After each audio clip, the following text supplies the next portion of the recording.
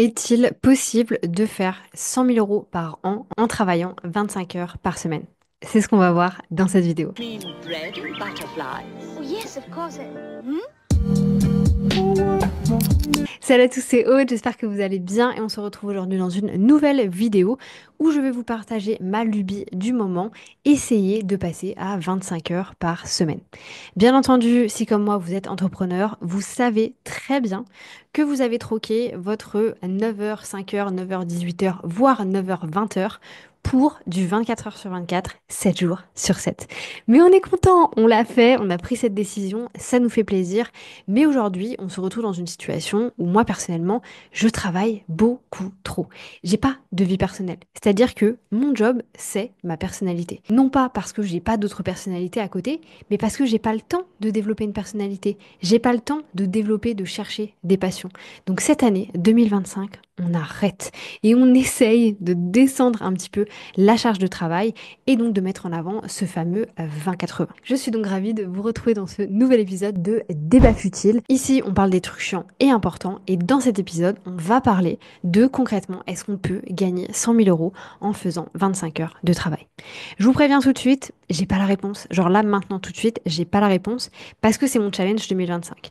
Mais comme j'aime bien vous montrer en amont ce que je vais faire, j'ai pas envie de tout faire en soum soum et de vous montrer à la fin de l'année ce que j'ai réussi à faire.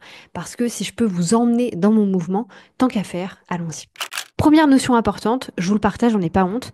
Aujourd'hui, je travaille entre 38 et 45 heures par semaine. Tous les salariés qui me regardent doivent se dire, mais quelle connasse, moi aussi je travaille ça. Attention, là je parle d'heures à 100% effectives. C'est-à-dire que quand mon compteur est lancé en fait sur Clockify, je suis à fond les ballons. Je suis pas là en train de faire des trucs à droite à gauche, répondre à des messages, répondre à des mails, aller boire un café avec Jocelyne. Je suis à fond concentrée sur mon travail. Et je vous assure que ça fait une différence monstrueuse. Alors déjà parce que je suis beaucoup plus productive, ça c'est sûr, mais surtout parce que je suis éclatée à la fin de la semaine. Parce que quand je faisais 39 heures à Decathlon, qu'on soit très très honnête, en réalité c'était plutôt du 24 heures parce que je perdais du temps à faire X, à faire Y, à discuter avec machin, tout ça. Soyons honnêtes, quand on est à 39 heures, dans énormément de cas, on n'est pas à 39 heures. Alors que quand on est entrepreneur, au-delà du fait d'être vraiment à 39 heures, on passe énormément de temps à devoir être 100% focus. Maintenant, comme je vous l'ai dit, je n'ai pas de solution, je suis désolée, mais je vais par contre vous présenter un petit peu mon plan et moi l'analyse personnellement que je suis allée faire pour me rendre compte de comment est-ce que j'allais faire pour passer d'à peu près 38-40 heures par semaine à 25 heures par semaine. Déjà, j'ouvre une parenthèse très rapidement. Quand j'en ai parlé sur Instagram, d'ailleurs si vous ne me suivez pas sur Instagram, qu'est-ce que vous faites? J'ai beaucoup d'entre vous qui sont venus me dire, mais moi, Aude, je travaille 80 heures par semaine. Et en fait, je me suis retrouvée face à deux profils. Profil numéro un me disait qu'elle travaillait 80 heures par semaine. Quand je lui ai dit, c'était pas pour rigoler, mais voilà, c'était pas, comment dire, c'était pas vrai, je le disais pas comme ça, mais quand je lui dis, bah vas-y, prouve-le-moi, montre-moi ton Clockify. Ah bah non, je ne compte pas vraiment mon temps. Ok, c'est des gens que j'ai mis au défi la semaine d'après de compter leurs heures. Finalement, alors c'est des gens qui faisaient quand même 50 heures par semaine facile, mais qui avaient la sensation de travailler 80 heures par semaine parce qu'il y avait de la perte de temps, il y avait de la procrastination, etc. Mais en réalité, c'était des gens qui faisaient pareil une moyenne entre guillemets de 50 heures par semaine. Attention, je dis pas qu'il n'y a pas d'entrepreneurs qui travaillent 80 heures par semaine, on sait très bien que ça existe. Ce que je veux dire par là, c'est qu'il faut être sûr de soi et de bien faire son analyse. Deuxième profil que j'ai eu, des gens qui font vraiment 80 heures par semaine. Ça va? Genre vraiment, vous voulez un câlin? Parce que j'ai mal au cœur pour vous. 80 heures par semaine. Attention, je dis pas, même chose. Là, il pourrait y avoir deux profils. 80 heures par semaine, tu fais 100 cas par mois. Ok, moi je veux bien faire 80 heures par semaine. 80 heures par semaine pour faire un petit chiffre d'affaires, ça fait mal. Alors attention, quand je dis petit chiffre d'affaires, tout est relatif. Pour ne pas vivre de son activité, c'est beaucoup trop. Si vous faites 80 heures par semaine, mais que vous ne vivez pas de votre activité, il y a un problème. C'est pas peut-être c'est machin, il y a un problème. Donc étape numéro un dans notre parcours, peu importe là d'où vous partez, Analysez votre temps. Et ça, je le répète, et j'ai tellement de gens qui me contactent tous les jours sur Instagram pour me dire, putain, j'ai commencé à utiliser Clockify ou Toggle ou peu importe, et ça a changé ma vie, je me rends compte vraiment de ce qui se passe dans ma journée, etc. Ça va vous changer la vie. Donc vraiment, allez télécharger ces applications, vous pouvez les mettre sur vos téléphones, vous pouvez les mettre sur votre ordinateur, peu importe.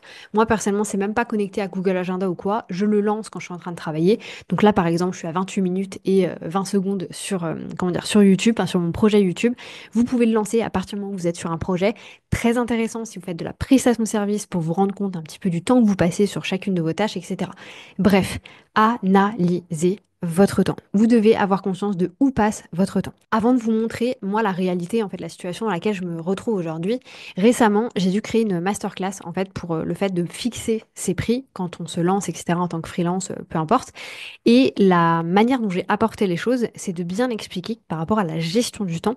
En réalité, souvent on réfléchissait, quand on est prestataire de service ou assistante, etc., à l'heure. On se dit, OK, je veux gagner tant par heure, je dois travailler tant d'heures. Donc on se dit peut-être, OK, je dois faire 80 heures pour mes clients par mois. 80 heures, hyper facile. En CDI, j'étais à 156. Sauf qu'en fait, quand vous êtes freelance, vous ne devez pas juste gérer vos clients. Vous devez gérer vos clients, gérer vos projets, gérer vos réseaux sociaux, peu importe votre canal d'acquisition, gérer votre prospection client ou votre suivi client, votre gestion client, etc. Vous avez beaucoup plus de choses à faire que de juste gérer tout simplement vos clients. Donc, analysez votre temps. Je vous montre rapidement mon analyse. Moi, j'ai divisé en trois grosses parties, ce que je vous disais juste avant. J'ai la chance de ne pas avoir à rechercher de clients, donc j'ai fait sauter cette catégorie-là. Par contre, j'ai une grosse partie qui est du coup dédiée à mes clients. J'ai 78 heures, donc 80 heures si vous voulez par mois, qui est dédiée à mes clients en moyenne. Attention, hein, c'est vraiment la moyenne, ça va dépendre des mois. Je vais avoir 30 heures qui est dédiée à ma création de contenu, sachant que je fais du contenu sur YouTube, sur Instagram et j'ai également une newsletter. Et pour terminer, à l'instant T, j'ai à peu près 29-30 heures également qui est dédiée à mes propres projets, c'est-à-dire le développement de mes projets qui n'a rien à voir avec mes clients. C'est pas en lien avec de la prospection client, ça n'a rien à voir avec mes clients, c'est vraiment que pour moi. Donc ce sont mes différentes boutiques, mes différentes formations, etc., ce genre de choses. Maintenant, si on regarde sur un mois à peu près classique au niveau de mon chiffre d'affaires, voilà à quoi est-ce que ça ressemble. Donc j'ai à peu près 4600 euros qui va rentrer vis-à-vis de mes clients par mois. Au niveau de mes propres projets, donc là, c'est tout ce qui n'est pas en lien avec des clients directs. Ça veut dire que ce sont des produits qui sont complètement automatisés où j'ai pas de clients à gérer derrière. Par exemple, les templates Notion, System.io, etc. Là, on est à peu près à 3000 euros. Et à côté de ça, j'ai à peu près 400 euros qui rentrent avec ma création de contenu de par l'affiliation, le sponsoring ou la monétisation YouTube. Sauf que du coup, comme vous pouvez le voir, c'est pas du tout aligné avec ce qu'on avait précédemment, puisque une grosse partie de mon temps était dédiée à mes clients et finalement mon chiffre d'affaires est moindre pour mes clients. Mais c'est complètement normal parce que dans tous les cas, je suis en train de faire un switch un petit peu par rapport à ça. Maintenant, on prend l'exemple de moi, par exemple, j'ai envie de faire 25 heures par semaine, c'est-à-dire 110 heures sur le mois.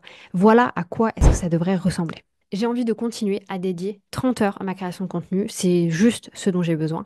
30 heures également à mes propres projets.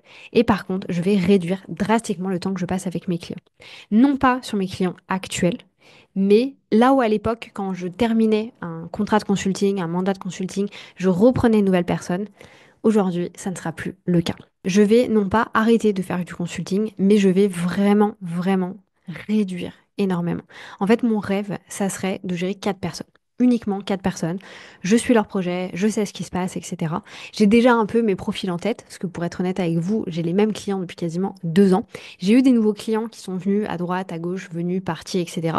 Et aujourd'hui, j'ai arrêté de prendre des clients. Je crois que ma dernière cliente date, il me semble que c'est Sabrina, qui date du coup de début du mois de février. Et c'était déjà validé, je crois, 2 mois en amont, qu'on allait travailler ensemble. Mais c'est tout. Je ne veux plus aujourd'hui prendre de nouveaux clients en consulting, à part sur du one-shot. Tout simplement aussi parce que je me suis rendu compte, et c'est beaucoup le feedback de mes clients, en fait, je donne trop. Je suis beaucoup trop impliquée dans le business de mes clients. Ce qui veut dire, et ça, en fait, c'est juste, ça fait partie de ma personnalité. C'est pas comme si je pouvais me dire du jour au lendemain, non, Aude, t'arrêtes, tu donnes moins et tu mets plus de distance. Je ne peux pas le faire. Ça fait trop partie de ma personnalité. Donc, je préfère chouchouter les personnes qui sont là actuellement avec moi plutôt que de prendre de nouvelles personnes en supplémentaire et du coup, me détruire en fait. Parce que mes clients, j'estime, ne le voient pas, que tout ce qui se passe en fait derrière, sauf que moi je le ressens et c'est beaucoup trop difficile à gérer. C'est pour ça que je fais le choix aujourd'hui de réduire drastiquement ma charge de travail sur mes clients. Donc personnellement, ce que je vous amène à me faire ici, une fois que vous avez analysé votre temps, c'est de décider où sont vos priorités. Si vous avez une priorité d'argent, je vous le dis tout de suite, vous devez vous concentrer sur vos clients. Ça, c'est sûr et certain. Moi, aujourd'hui, je suis plus du tout dans une priorité d'argent parce que je gagne bien ma vie, parce que j'ai beaucoup de systèmes qui font que je gagne de l'argent tous les jours. Je n'ai plus besoin de faire du consulting ou de la prestation de service pour gagner.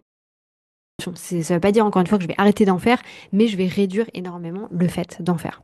Donc ici, il est important que vous choisissiez quelle est la bonne chose pour vous. Une fois que vous avez décidé un petit peu tout ça, je vous amène à mettre à plat tous vos blocs de temps. Sans grande surprise, je vous amène à aller voir cette vidéo. Je vous ai fait une formation complète sur l'outil Google Agenda. Ça va vous permettre d'avoir exactement la même organisation que moi. Et d'ailleurs, je vous amène également à aller regarder cette vidéo-là où je vous montre comment planifier votre semaine vraiment hyper rapidement pour pouvoir passer à l'action. Moi, concrètement, la manière dont ça se passe, c'est que toutes mes semaines sont hyper similaires. Aujourd'hui, je ne travaille plus le week-end, dit-elle alors qu'elle est en train de filmer cette vidéo un samedi après-midi. Mais petit bémol, c'est pour prendre de l'avance avant mes vacances. Mais techniquement, je ne travaille plus le week-end. Le lundi est dédié essentiellement à YouTube. Je fais ma création de contenu le matin et souvent le lundi après-midi, je vais avoir un ou deux appels. Le mardi est full client. La même chose pour le jeudi. Ce sont des journées où je fais du retour client, où je suis énormément au téléphone. Avant, j'avais tendance à me dire, ok, moi j'aime pas avoir trop de gens les uns après les autres, je préfère les parsemer un peu dans ma semaine. Ça m'a tué. Ça m'a tué. Aujourd'hui, quand je vois que j'ai une journée sans appel, c'est royal pour moi. Ça veut dire que je peux m'organiser absolument comme je veux. Si j'ai envie d'aller me chercher un petit matcha, je peux aller le faire à 13h, à 14h, à 15h, je m'en fiche. Donc je concentre vraiment mes clients le mardi et le jeudi, le lundi après-midi également. Le lundi matin, c'est full création de contenu. Le mercredi, c'est uniquement création de contenu et mes propres projets. D'ailleurs, souvent le mercredi matin, ça va être Instagram. La newsletter, je la fais le lundi après, tranquillement. Et le mercredi après-midi, ça va être mes projets. Donc si je dois travailler sur ma publicité, si je dois travailler sur une nouvelle boutique, etc., ce genre de choses, ça va se passer le mercredi après-midi. Le jeudi, comme je vous le disais, client. Et le vendredi, ça m'en surprend pas mal, mais je ne fais rien. C'est-à-dire que je ne prévois jamais rien le vendredi. Normalement, j'ai pas d'appel le vendredi. Cas exceptionnel parce que je travaille avec pas mal de mamans, donc je m'adapte également à leur planning. Donc ça m'arrive d'avoir des appels le vendredi, mais sinon je ne me prévois rien le vendredi. C'est ma journée tampon pour décaler tout ce que j'aurais pas eu le temps de faire au cours de la semaine. Donc ça, même chose, c'est vraiment un de mes meilleurs conseils. Si jamais aujourd'hui vous avez des journées beaucoup trop remplies, c'est que vous les remplissez beaucoup trop. Et vous allez me dire, oui, Maud, j'ai pas le choix.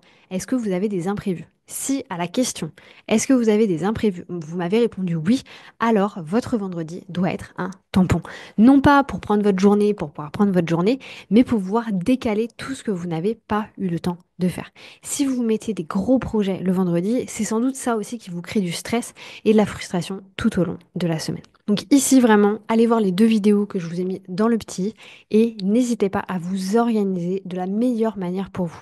Et dans tous les cas, je vous l'explique dans la vidéo, mais je vous le redis ici, vraiment, en premier, vos objectifs perso. Vous voulez aller marcher? Mettez votre marche. Vous voulez aller au sport? Mettez vos sports. Vous avez besoin de faire vos courses, faire votre batch cooking? Mettez absolument tout ce qui est personnel en premier. Ça, c'est vraiment mon meilleur conseil pour les entrepreneurs. Et ensuite, vous mettez votre business. Mais vous passez en premier. Votre business devrait passer toujours en deuxième. Troisième étape que j'ai décidé de mettre en place pour cette quête des 25 heures par semaine, c'est de bien choisir mes projets. Et aussi de dire non à certains projets et de m'auto-dire non en fait. Parce que j'ai une grosse capacité à dire non à, alors pas mes clients, mais aux projets qu'on vient me proposer. Par contre, dire non au projet qu'il y a dans ma tête, là ça devient un petit challenge. Donc, c'est vrai que j'ai besoin de travailler énormément là-dessus et je vous invite à choisir vos projets. Vous ne pouvez pas tout faire. Dans l'année, on devrait avoir 4 projets maximum à tout casser. Je vois des entrepreneurs qui ont 4 projets toutes les semaines. Et qu'est-ce qui se passe? Ils ne vont jamais au bout des choses ou ils vont au bout des choses et ça ne fonctionne pas. Parce qu'en fait, au moment où le projet doit être lancé, ils n'ont absolument plus d'énergie. Donc s'il vous plaît, choisissez bien vos projets. Ici, mon meilleur conseil, c'est d'ailleurs le premier livre entrepreneurial que j'ai lu, c'est le livre du coup The One Thing de Gary Keller. Ce livre-là, franchement, personnellement, m'a changé la vie. Alors, le titre est relativement assez simple, une seule chose, et vraiment, c'est tout ce qui a appliqué de ce bouquin. C'est-à-dire, concentrez-vous sur une seule chose à la fois. C'est ça qui va vous faire avoir des résultats extraordinaires. Attention, vous devez bien choisir la chose. Toujours faire quelque chose d'essentiel. Quelque avancer vers votre projet. En gros, la question qui revient énormément dans ce livre, c'est quelle est la seule chose que je peux faire maintenant qui rendra tout le reste plus facile ou inutile? Réfléchissez à cette chose. Et tout dépend de vos priorités. Comme je vous l'ai mis ici, dans beaucoup de cas, vous êtes freelance, moi aussi, chef d'entreprise. Notre priorité, c'est l'argent. Et j'ai pas honte de le dire, mais c'est complètement vrai. Il faut vous focuser sur ce qui vous ramène de la thune. Je vous prends le profil basique du freelance qui se lance. Oh, j'ai pas de logo. Bah oui, je vais aller dépenser 200 euros dans un logo. Oh, j'ai pas d'identité visuelle. Oh, j'ai pas de site web. Oh, je sais pas créer du contenu, etc., etc., etc., etc. Et en fait, on se retrouve à lâcher du fric et à perdre énormément de temps dans des choses qui n'ont aucun sens, dans des choses qui ne sont pas utiles à l'instant T. Je n'ai pas de site web. J'avoue, j'ai fait mon logo sur Canva. J'en suis pas morte, ok? Donc ici, la réflexion à avoir, c'est vis-à-vis des projets que vous avez aujourd'hui, si vous travaillez énormément. Encore une fois, hein, si vous faites partie de la catégorie des 80 heures semaine, 100 cas par mois, pas de souci. Cette vidéo ne s'adresse pas à vous dans tous les cas.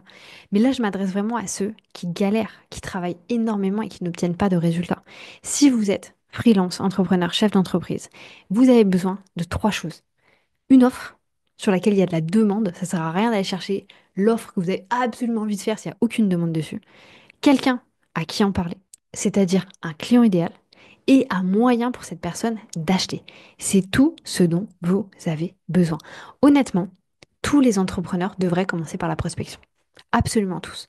En fait, aujourd'hui, on sait tout faire à part vendre, à part se vendre, à part vendre notre expertise. Et la problématique, elle est là. C'est qu'en fait, on passe énormément de temps à tout faire sauf gagner de l'argent. Donc aujourd'hui, oui, allons dans l'autre sens. Faisons moins de choses, mais la priorité, c'est de gagner de l'argent. C'est de vivre de votre activité. Je vous explique rapidement comment personnellement je m'organise. Donc ce que je vais avoir tendance à faire, c'est que je prends les trois piliers dont je vous ai parlé tout à l'heure, client, contenu et projet. Et toutes les semaines, je vais venir découper ça en trois objectifs à chaque fois. Donc pour tout ce qui va être contenu, mes objectifs ils sont simples. Faire mes vidéos le lundi matin, faire mon contenu le mercredi après-midi, et si j'ai du temps dans la semaine, faire un petit peu de veille, venir noter des idées de contenu, faire des scripts, etc., etc. Donc ça, c'est les objectifs, et c'est toujours les mêmes d'ailleurs que j'ai. Ensuite, au niveau de mes projets, ça va dépendre du projet du moment.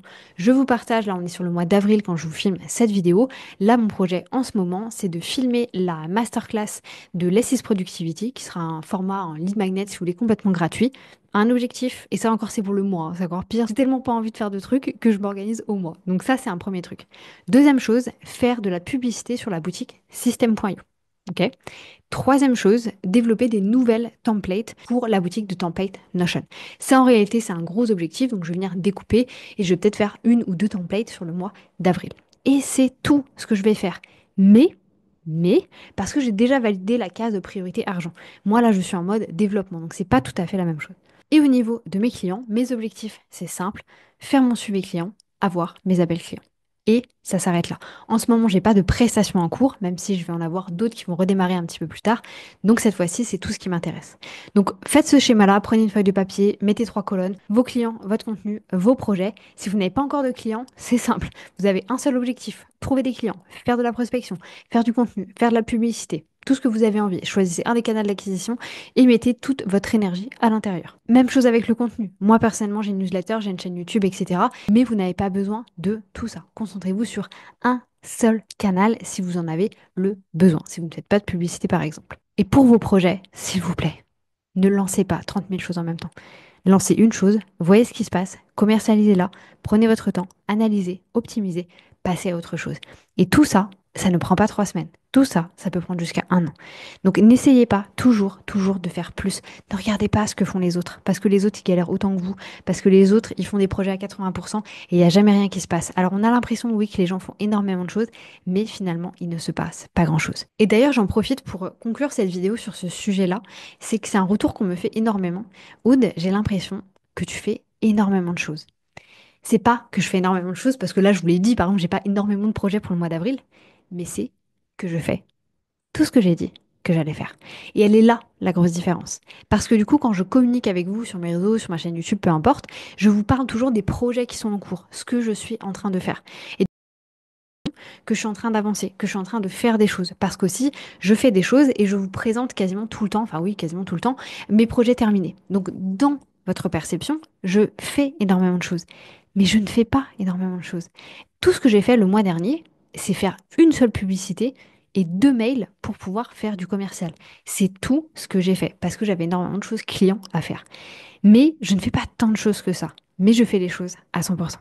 Bref, je vous laisse me dire votre avis sur ce sujet-là. Dans tous les cas, je pense que je vous ferai une petite vidéo sur ce sujet tous les 3 mois pour vous montrer un petit peu où j'en suis. Si ce n'est pas déjà fait, n'hésitez pas à aller regarder les bilans mensuels à partir du bilan de la semaine dernière. Je fais dans tous les cas à chaque fois un bilan des heures que je passe pour savoir si j'ai atteint ou pas mon objectif des 25 heures par semaine. Moi, je vous laisse là-dessus. C'était Aude. Je vous souhaite une bonne journée, une bonne matinée, une bonne soirée. Peu importe quand est-ce que vous allez regarder cette vidéo et je vous dis à bientôt pour une nouvelle vidéo.